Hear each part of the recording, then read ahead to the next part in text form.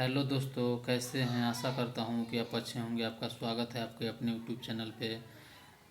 चलिए दोस्तों, पढ़ते हैं बिहार एसएससी ऑल एग्ज़ाम सामान्य अध्ययन जो है 6300 क्वेश्चन प्लस एमसीक्यू, उसको पढ़ते हैं दोस्तों। और दोस्तों, अगर वीडियो अच्छा लगे तो लाइक एंड सब्सक्राइब कीजिए और शेयर कीजिए दोस्तों के बीच, और धीरे धीरे सुधार करेंगे वीडियो में दोस्तों। देखिए, शुरुआत करते हैं पहले ही प्राचीन इतिहास को। क्या दोस्तों, शुरुआत करते हैं प्राचीन इतिहास। तो कोई बात नहीं दोस्तों, थोड़ा मोड़ा अगर वीडियो अगर अच्छा नहीं बना है तो कमेंट्स में बताएं कि और अच्छा से हम बना सकें। और चलिए दोस्तों, शुरुआत करते हैं। पहला क्वेश्चन क्या है, बिना बात किए हुए, टाइम पास किए हुए बिना। देखिए, पहला क्वेश्चन है, जैन परंपरा के अनुसार कौन सा अंतिम से एक पूर्व तीर्थकर माने जाते हैं। कह रहा है कि जैन परंपरा के अनुसार कौन अंतिम से एक पूर्व तीर्थकर माने जाते हैं। मानो कि जैन धर्म के कै गो तीर्थकर थे, टोटल कै गो था, तो बताएंगे टोटल कितना, 24 तीर्थकर थे। कितना थे, 24 तीर्थकर। तो कह रहा है कि एक पूर्व यानी कि एक पहल का, यानी कि एक पहल का कौन, यानी कि 23वां पूछ रहा है। तो 23वां कौन होगा दोस्तों, तो पार्श्वनाथ। पार्श्वनाथ इसका आंसर होगा। ठीक है दोस्तों, इसका कौन सा आंसर होगा, पार्श्वनाथ होगा। और पार्श्वनाथ ये 23वें हो जाएगा, ये आंसर हो जाएगा। और 24वां कौन थे, महावीर थे। 24वां महावीर थे। ठीक है। और ऋषभदेव पहिलका थे, ऋषभदेव पहिलका। अब आ जाइए दूसरा नंबर क्वेश्चन। निम्न में से किस स्रोत के अनुसार यह कहा जाता है कि अशोक ने श्रीनगर शहर को बनाया था। कह रहा है कि कौन से स्रोत के अनुसार अशोक ने श्रीनगर शहर को बनाया, कौन सा स्रोत। तो इसका आंसर होगा दोस्तों ऑप्शन नंबर 4, कलहन के राजतरंगिणी में बताया गया है। कलहन के राजतरंगिणी में बताया गया है कि अशोक ने श्रीनगर शहर को बसाया है। अब देखिए क्वेश्चन नंबर 3 दोस्तों। तो क्वेश्चन नंबर 3 क्या कहता है, दक्षिण भारत में जैन धर्म का प्रचार प्रसार हुआ था। दक्षिण भारत में जैन धर्म का प्रचार प्रसार हुआ था, उनकी कौन किए थे जाकर दक्षिण भारत में। तो इसका आंसर होगा दोस्तों 4, ऑप्शन नंबर 4, भद्रबाहु के द्वारा किया गया था। दक्षिण भारत में जैन धर्म का प्रचार प्रसार कौन किए थे। तो यहाँ क्या होगा, ऑप्शन नंबर 4, भद्रबाहु के द्वारा होगा। अब आ जाइए क्वेश्चन नंबर 4, गुप्त काल में सर्वोच्च न्यायिक प्राधिकार किसके द्वारा था। तो गुप्त काल में सर्वोच्च न्यायिक प्राधिकार किसके पास था। तो ऑप्शन नंबर कितना हो जाएगा, 4 के ऑप्शन नंबर ए हो जाएगा, मुख्य पुरोहित के द्वारा। मुख्य पुरोहित नहीं होगा दोस्तों, इसको हो जाएगा राजा के द्वारा।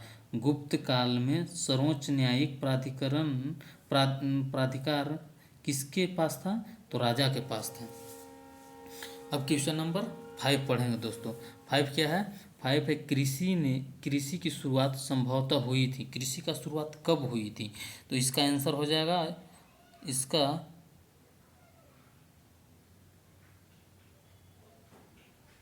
आंसर हो जाएगा ऑप्शन नंबर बी हो जाएगा।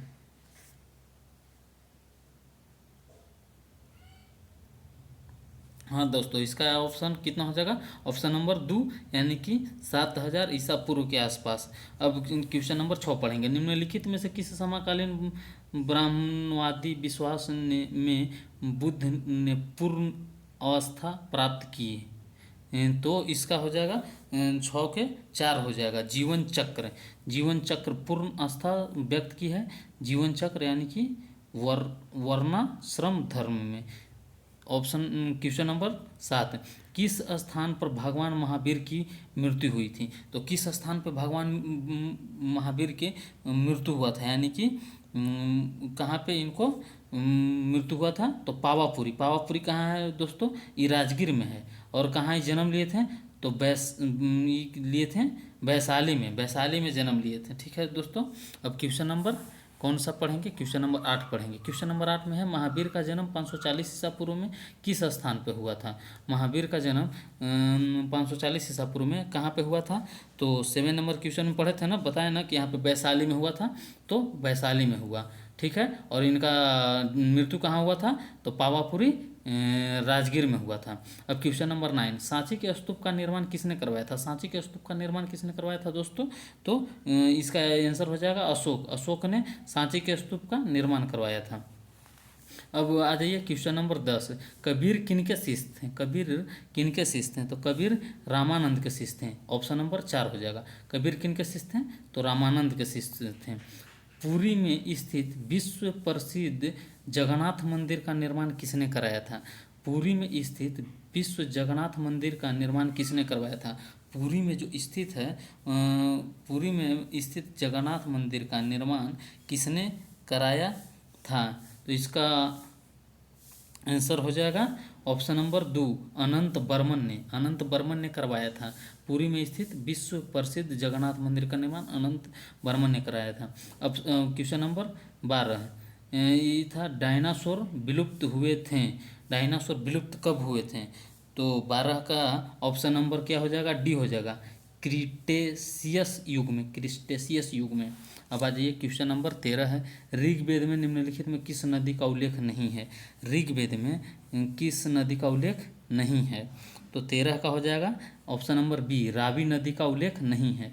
रावी नदी का उल्लेख नहीं है ऋग्वेद में। निम्नलिखित में से अश्वमेध यज्ञ का आयोजन किसने किया था? अश्वमेध यज्ञ का आयोजन किसने कराया था? ये बहुत ही क्वेश्चन पूछता है दोस्तों।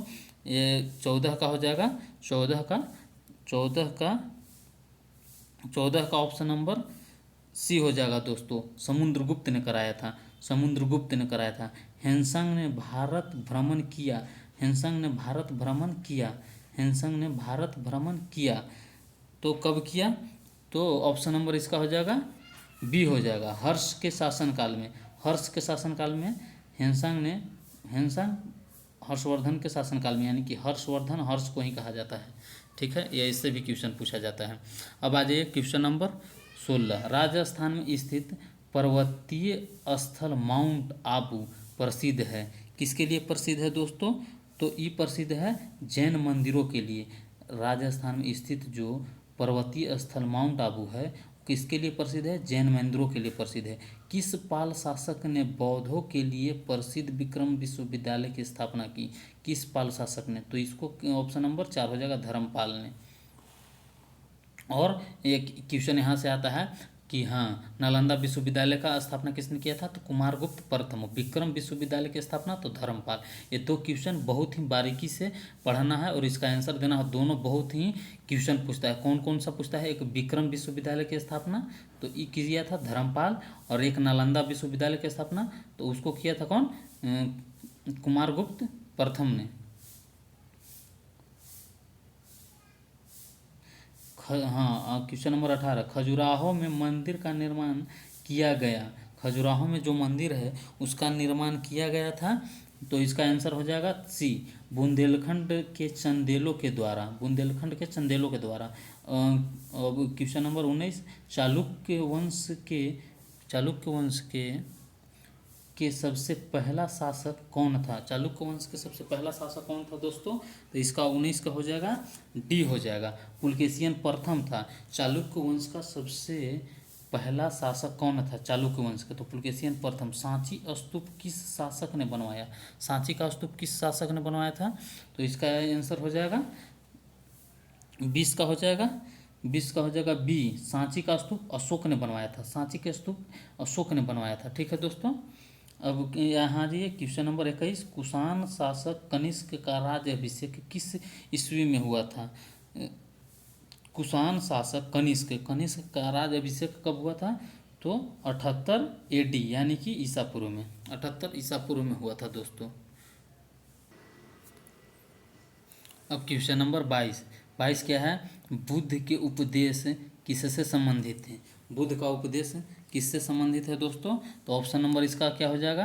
डी, आचरण की शुद्धता व पवित्रता से। बुद्ध के जो उपदेश थे, बुद्ध के उपदेश किससे संबंधित हैं? तो आचरण की शुद्धता व पवित्रता से। क्वेश्चन नंबर 23, सिंधु सभ्यता के बारे में निम्न में कौन सा कथन असत्य है? सिंधु सभ्यता के बारे में निम्न में कौन सा कथन असत्य है? तो क्वेश्चन नंबर 23 के आंसर क्या हो जाएगा? ऑप्शन नंबर डी हो जाएगा। ऑप्शन नंबर डी हो जाएगा। इस सिंधु सभ्यता के जो लोग थे वो लोहों से परिचित नहीं थे, लोहा से परिचित नहीं थे। ये सब सत्य है। नगरों में नालियों की सुदृढ़ व्यवस्था थी। व्यापार और वाणिज्य उन्नत दशा में था। मातृ देवी की उपासना की करते थे, मातृ देवी की पूजा करते थे इन लोग। अब क्वेश्चन नंबर 24 में क्या है, नौ नौ नालंदा महाविहार किसके लिए विख्यात है? तो 24 का आंसर क्या हो जाएगा दोस्तों? 24 का ऑप्शन नंबर सी हो जाएगा, पाली अनुसंधान संस्थान के लिए। बोधगया में बोधि वृक्ष अपने वंश की इस पीढ़ी का है। तो 25 का आंसर क्या हो जाएगा? बी हो जाएगा। 25 का ऑप्शन नंबर बी हो जाएगा, चतुर्थ के लिए प्रसिद्ध है। अब आ जाइए 26। ईसा पूर्व 6ठी शताब्दी में विश्व के प्रथम गणतंत्रात्मक व्यवस्था कहाँ थी? 26 के क्या हो जाएगा दोस्तों? 26 का ए हो जाएगा, वैशाली। ईसा पूर्व 6ठी शताब्दी में विश्व के प्रथम गणतंत्रात्मक व्यवस्था कहाँ थी? तो वैशाली में थी। उड़ीसा का सबसे पुराना नाम क्या था? तो उड़ीसा का सबसे पुराना नाम क्या था? तो 27 के क्या हो जाएगा दोस्तों? 27 के ए हो जाएगा, उत्कल था। उड़ीसा का पहले क्या नाम था? तो उत्कल था। बौद्ध मत, देखिए फिर से पढ़ते हैं दोस्तों, ये 27 नंबर अच्छा से नहीं दिखा वीडियो में। 27 क्या है? उड़ीसा का पुराना नाम क्या है? तो उत्कल है। क्वेश्चन नंबर 28, बौद्ध मत का सबसे प्राचीन स्तूप कौन सा है? बौद्ध मत का सबसे प्राचीन स्तूप कौन सा है? तो 28 का क्या हो जाएगा आंसर? 28 के बी हो जाएगा, सारनाथ में। बौद्ध मठ का सबसे प्राचीन स्तूप कौन सा है? तो सारनाथ है। भारतीय संस्कृति का स्वर्ण युग कहा जाता है? तो गुप्त काल को कहा जाता है। गुप्त काल को क्या कहा जाता है? भारतीय युग का स्वर्ण युग कहा जाता है। भारतीय संस्कृति का स्वर्ण युग कहा जाता है। 29 का हो जाएगा को क्या? बी हो जाएगा। अब कोणार्क मंदिर का देवता, क्वेश्चन नंबर 30, कोणार्क मंदिर का देवता क्या है? तो सूर्य है, सूर्य को समर्पित है कोणार्क मंदिर का देवता जो है से। अब आज ये क्वेश्चन नंबर 31, भारत सरकार द्वारा प्रयोग में आने वाला शक संवत किसने प्रारंभ किया था? शक संवत को किसने चलाया था दोस्तों? सबसे पहले तो कनिष्क ने चलाया था। कनिष्क ने कब चलाया था? ये भी क्वेश्चन पूछता है। तो 78 ईसा पूर्व में चलाया था। हर्षवर्धन के शासन काल में भारत में कौन आया था? हर्षवर्धन के शासन काल में भारत कौन आया था? तो हर्षवर्धन के शासनकाल में कौन आया होगा दोस्तों? तो हेनसांग आया था। पीछे भी क्वेश्चन एक पढ़े थे जो पूछा हुआ था। हर्षवर्धन के शासनकाल में हेनसांग आया था। सारनाथ किस सम्राट का स्तंभ है? सारनाथ जो है वो किस सम्राट का स्तंभ है? तो क्वेश्चन नंबर 33 का आंसर हो जाएगा बी, अशोक। सारनाथ किस सम्राट का स्तंभ है? तो अशोक के है। प्रसिद्ध खजुराहो की गुफाएं स्थित है। खजुराहो के मंदिर कहाँ स्थित है? क्वेश्चन पूछता है बार बार। मध्य प्रदेश में, एमपी में है। और एलोरा के गुफाएं कहाँ मिलती हैं? महाराष्ट्र में मिलती है। और अरावली पर्वत कहाँ? राजस्थान में है। अब ये 35 की, निम्नलिखित में कौन सा एक अन्य तीनों से समसामयिकी नहीं है? मन की भिन्न है। एक कौन तीनों में से एक भिन्न है? मन की 3 सही है और एक मन की भिन्न है। तो इसका 35 का आंसर हो जाएगा, 35 का बी हो जाएगा, गौतम बुद्ध अलग है। ये सब निम्नलिखित में कौन 4 वेदों में से किस प्रकार की जादुई माया और वैश्वीकरण का वर्णन है? 36 का आंसर हो जाएगा, 36 का सी हो जाएगा, अथर्ववेद। 4 वेदों में किस एक में जादुई माया और वैश्वीकरण है? यानी कि जादू और टोना। अथर्ववेद, यजुर्वेद यज्ञ से, सामवेद क्या से है? और संगीत से, सामवेद संगीत से, यजुर्वेद यज्ञ से, अथर्ववेद जादू टोना। और सबसे पुराना वेद अगर कहे तो ऋग्वेद। और सबसे बाद का वेद तो अथर्ववेद। ये सब क्वेश्चन पूछता है दोस्तों। बारीकी से वीडियो को सुने और देखें, एकदम बहुत ही काम आएगी दोस्तों। यूजफुल है आप लोग का एग्जाम के चलते, और हम भी अपना बता ही रहे हैं वीडियो में। सारनाथ स्थित स्तंभ का निर्माण किसने करवाया था? सारनाथ स्थित स्तंभ का निर्माण किसने करवाया? सारनाथ में स्थित स्तंभ का निर्माण करवाया था अशोक। अशोक ने। देखिए यहाँ पे भी क्वेश्चन 33 नंबर में है, सारनाथ के किस सम्राट का स्तंभ है, तो अशोक का है। और फिर देखिए क्वेश्चन कितना रिपीट करता है, सारनाथ स्थित स्तंभ का निर्माण अशोक ने करवाया था। प्राचीन विधि ग्रंथ कौन सा है, प्राचीन विधि ग्रंथ कौन सा है, तो 38 का आंसर हो जाएगा ए, मनुस्मृति है। प्राचीन प्राचीन विधि ग्रंथ कौन सा है, मनुस्मृति है। अब देखिए 39, गुप्त संवत का प्रारंभ हुआ था, गुप्त संवत का प्रारंभ कब हुआ था, तो ऑप्शन नंबर बी हो जाएगा 319 ईसा पूर्व में गुप्त संवत। गुप्त संवत से आया लेकिन चला नहीं, 319 ईसा पूर्व में आरंभ हुआ था। गुप्त वंश का संस्थापक कौन है, अब ये पूछता है तो श्रीगुप्त हो जाएगा, श्रीगुप्त हो जाएगा। और समुद्रगुप्त को भारत का नेपोलियन कहा जाता है। और चंद्रगुप्त मौर्य साम्राज्य का संस्थापक ही था। तोलकापियम ग्रंथ का रचना किसने किया था, तोलकापियम ग्रंथ का, तो ऑप्शन नंबर सी हो जाएगा, व्याकरण से है, किससे संबंधित है, तो व्याकरण से। निम्न में से किसकी पांडुलिपि इसकी पांडुलिपि को यूनेस्को की सूची में शामिल किया गया है, तो 42 के हो जाएगा। एक ऋग्वेद में 43 का पुरातन अवशेष के कलाक्रम का निर्धारण किस पद्धति में होता है, तो 43 का हो जाएगा, 43 के बी हो जाएगा, C14 के द्वारा, C14 कार्बन 14 के द्वारा। 44 सम्राट अशोक महान जिसने 40 वर्षों तक भारत में राज किया की राजधानी उस समय नाम था, जिस समय देखिए सम्राट अशोक 40 साल तक भारत राज्य में जहाँ पे शासन किया, उसकी राजधानी जो थी उस समय उसका नाम क्या था, तो 44 का आंसर क्या हो जाएगा, सी हो जाएगा, पाटलिपुत्र था उस समय इसका नाम। अब आ जाइए 45, प्राचीन नगर तक्षशिला निम्नलिखित में से किनके बीच में स्थित है, किन दो नदियों के बीच में प्राचीन नगर तक्षशिला निम्नलिखित में किनके बीच में स्थित है, तो 45 का क्या हो जाएगा दोस्तों, 45